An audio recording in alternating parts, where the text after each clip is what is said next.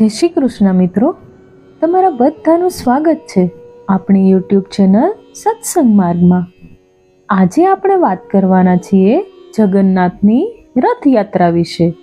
2025માં જગન્નાથની રથયાત્રા ક્યારે યોજાવાની છે અને તેના વિશે અમુક જાણવા જેવી બાબતો વિશે વાત કરવાના છીએ. તો આવો જાણીએ. તહેવારો એટલે ધર્મનો સાર, ઉજવણી એટલે ધર્મનું સન્માન. ભલે અલ્પ સમયમાં આપણે પર્વની ઉજવણી કરીએ, પરંતુ હૃદયપૂર્વક ઉજવીએ તે મહત્વનું છે. તહેવારોની ઉજવણી દ્વારા આપણા હૃદયમાં પવિત્ર ઉર્મિઓ પ્રગટે છે. ઈશ્વર તરફની આસ્થા ભાવના જાગે છે. તહેવાર નિમિત્તે મિત્રો, સ્નેહીજનોને મળવાનું થાય છે. મંદિરે જવાનું તથા કીર્તન સાંભળવાનું બને. આ દ્વારા આપણા ઐક્ય અને આધ્યાત્મિકતાની ભાવના કેળવાય છે. આ બધું જ ખૂબ જરૂરી છે. દરેક ઉત્સવનું આગવું મહત્વ હોય છે. દરેક ઉત્સવ ઈશ્વરના જ કોઈ રૂપની ગરિમા દર્શાવે છે.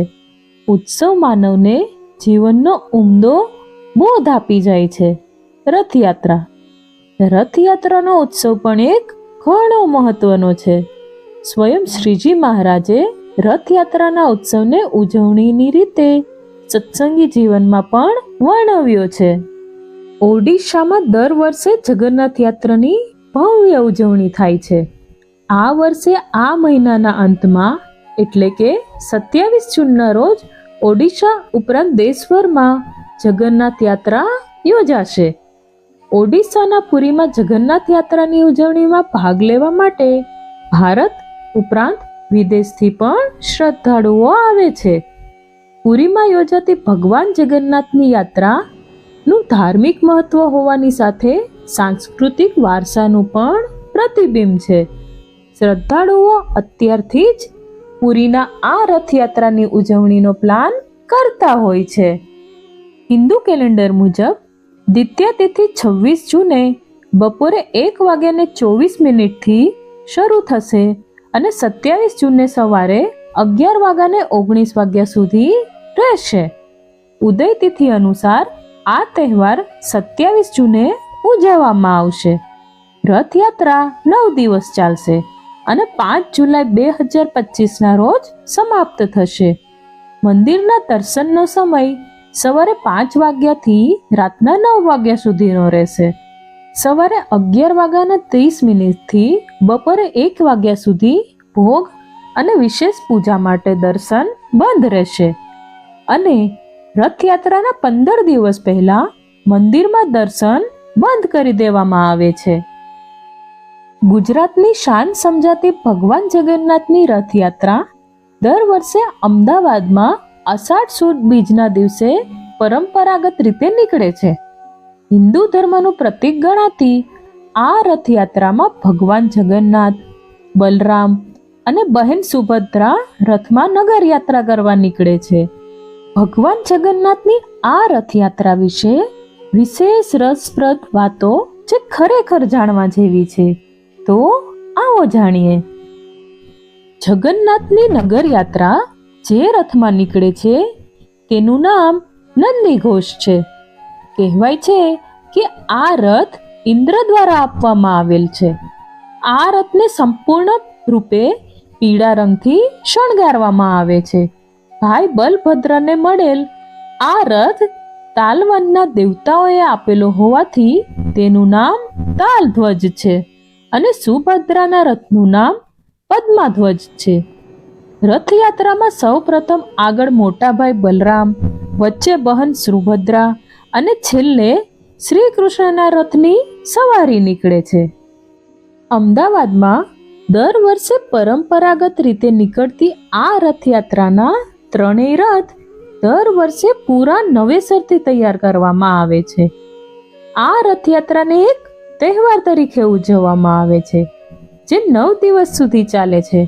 રથયાત્રા અષાઢ સુદ બીજથી શરૂ થઈને દસમ સુધી ચાલે છે. મુખ્ય મંદિરથી શરૂ થઈ આ યાત્રા ગુડિયા મંદિરમાં પૂરી થાય છે. અહીં જગન્નાથ 7 દિવસ વિશ્રામ કરીને 10મા દિવસે પરત ફરે છે.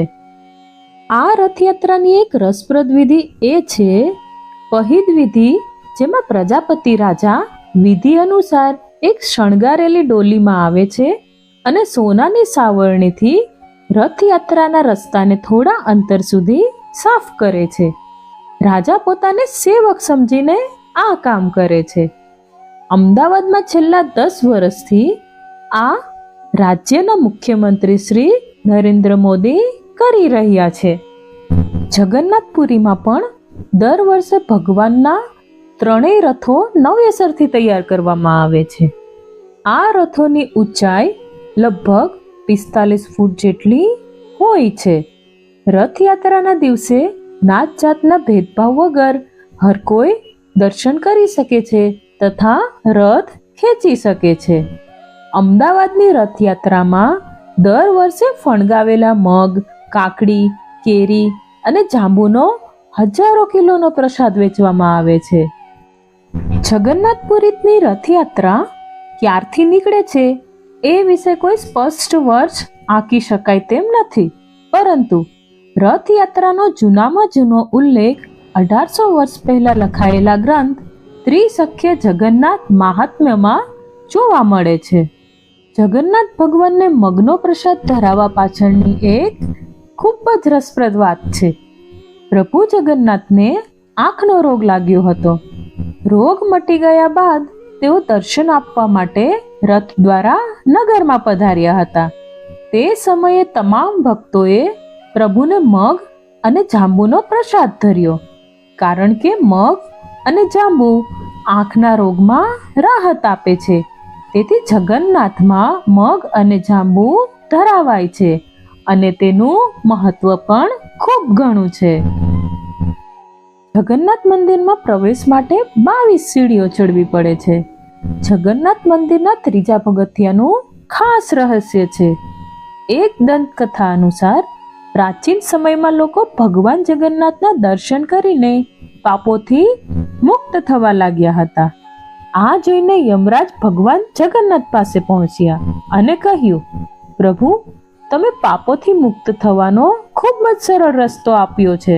લોકો તમારા દર્શન કરીને ખૂબ જ સરળતાથી પાપોમાંથી મુક્ત થવા લાગ્યા છે, જેના કારણે હવે કોઈ યમલોકમાં આવતું નથી.